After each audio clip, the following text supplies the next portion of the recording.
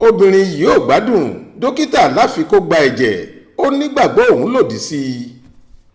obìnrin aláìsàn kan tórúkọ rẹ̀ ń jẹ́ Lydia nípínlẹ̀ Delta ni wọ́n ti sọ di òòṣà báyìí tí wọ́n ń bẹ̀ láti ran àwọn dókítà àti òun fúnra ẹ̀ lọ́wọ́ nítorí ìlera ara ẹ̀, ṣùgbọ́n tó kọ̀ jálẹ̀ tó ní òun kò lè jẹ́ kí wọ́n fa ẹ̀jẹ̀ sóhun lára nítorí ìgbàgbọ́ òun gẹ́gẹ́ bí ajẹ́rìí Jèhófà lòdì sí i. àìsàn kan tó lágbára tó sì nílò kí wọ́n ṣiṣẹ́ abẹ ni wọ́n ló ń bá obìnrin yìí wọ̀yá àjà, ṣùgbọ́n tó ní èèwọ̀ ni ẹ̀jẹ̀ gbígbà fáwọn ajẹ́rìí Jèhófà nítorí bẹ́ẹ̀ lòun kò ṣe ní lè ṣe ohun táwọn dókítà náà ń sọ.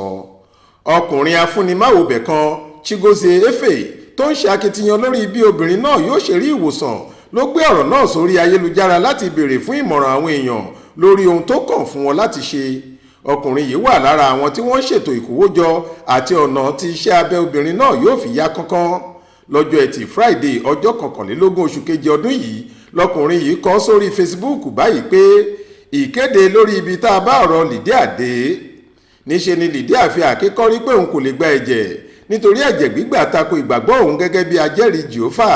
ohun tó ní wọ́n lè fi ran òun lọ́wọ́ ni oògùn ẹ̀jẹ̀ oníkóró eléyìí táwọn dókítà ní kò lè ṣeé ṣe nítorí yóò gba àkókò púpọ̀ kó tó lè fún ara ẹ̀ níye ẹ̀jẹ̀ tó nílò, wọn kò sì gbọdọ̀ fi iṣẹ́ abẹ náà falẹ̀ rárá.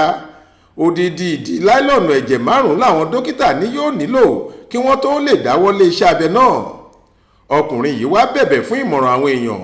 ó ní ọ̀rọ̀ náà ti dàrú mọ́ àwọn lójú ní ìkóríta táwọn dé yìí nítorí àwọn dókítà nílé ìwòsàn ìjọba àti ti aládàáni ti sọ pé ẹ̀jẹ̀ obìnrin náà ti kéré ju nǹkan táwọn lè fi dáwọ́ lé iṣẹ́ abẹ náà lọ, àkókò sì ti ń lọ lórí ọ̀rọ̀ náà.